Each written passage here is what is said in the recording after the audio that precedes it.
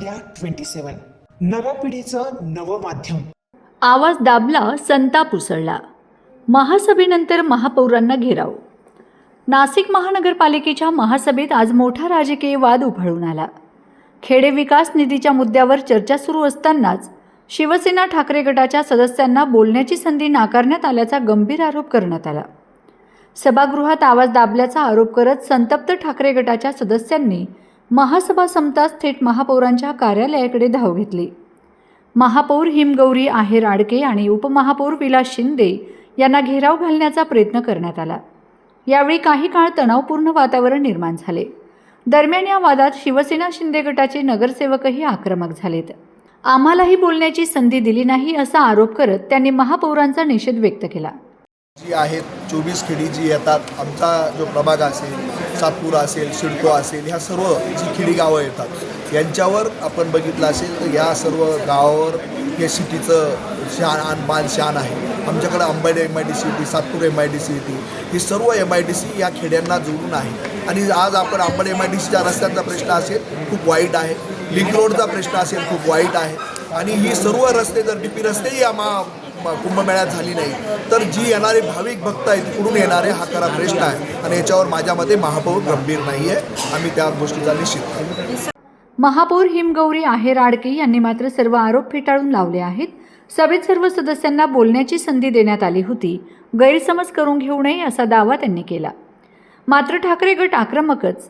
गटनेते केशव पोरजे यांनी थेट इशारा देत म्हटले, देवळालीतील आमच्या 8 नगरसेवकांना मुद्दा मांडू दिला नाही, राष्ट्रगीत सुरू करून चर्चा थांबवली. पुन्हा असा प्रकार झाल्यास सत्ताधाऱ्यांना शिवसेना स्टाईलने उत्तर दिलं जाईल. महासभेनंतर महापौरांची भेट घेऊन ठाकरे गटाने आपली तीव्र नाराजीही व्यक्त केली आहे. नाशिक महानगरपालिकेतला हा वाद आता आणखी पेटणार का, याकडे संपूर्ण शहराचे लक्ष लागले आहे. खेडे विकास निधी आता आहे आज 18 मार्च.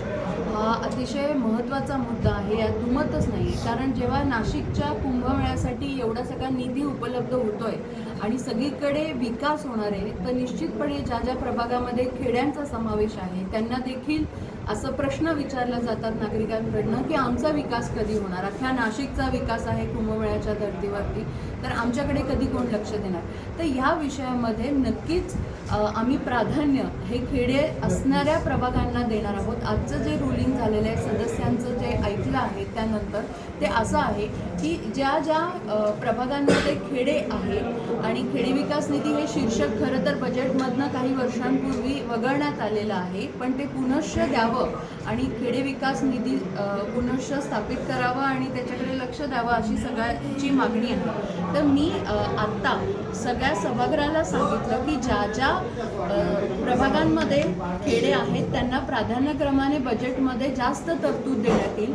त्याचबरोबर हे जे खेडे असणारे प्रभाग आहेत त्यांच्यासाठी खेडे विकास निधी जो आहे तो शासनाकडे पाठपुरावा करून सन्माननीय मुख्यमंत्री व आपले उपमुख्यमंत्री शिंदे साहेब यांच्याकडे जाऊन आम्ही महानगरपालिकेची म्हणून स्पेशल तरतूद वेळ पडली तर सेंटरला खट्टर साहेबांकडे देखील याची मागणी करून त्याचा पाठपुरावा करू अशा प्रकारचं रुलिंग देण्यात आलेलं आहे. खरं तर प्रशासनाने जेवढा काही गाईडलाईननुसार नियमावली आहे ती फॉलो केली आहे त्याचा पूर्ण खुलासा हा सन्माननीय आयुक्तांनी सगळ्या सभागृहाला दिला आहे. जेव्हा हा विषय पटलावर आला होता तो खरं तर त्याच्यानंतर हे दोन्ही प्रस्ताव जे होते ते आयुक्तांनी परत घेण्याची मागणी केली होती, पण सभागृहाची कोणत्याही पद्धतीने दिशाभूल होऊ नये म्हणून मी ते तहकूब ठेवून पुनश्च एकदा सभागृहात आणले, जेणेकरून त्याच्यावरती चर्चा होऊन स्पष्टीकरण सभागृहाला मिळावं. कारण जर आपण परस्पर डॉक्युमेंट मागे घेतले आणि मंजुरी दिली सारखं असं होतं ते, तरी पण सभागृहामध्ये एक ट्रान्सपरन्सी असली पाहिजे की त्याच्या मागचं काय कारण होतं आणि म्हणून आयुक्तांना आपण ते स्पष्टीकरण देऊ दिलं आणि नंतर ते दोन्ही विषय जे आहेत ते मागे घेण्यात आले.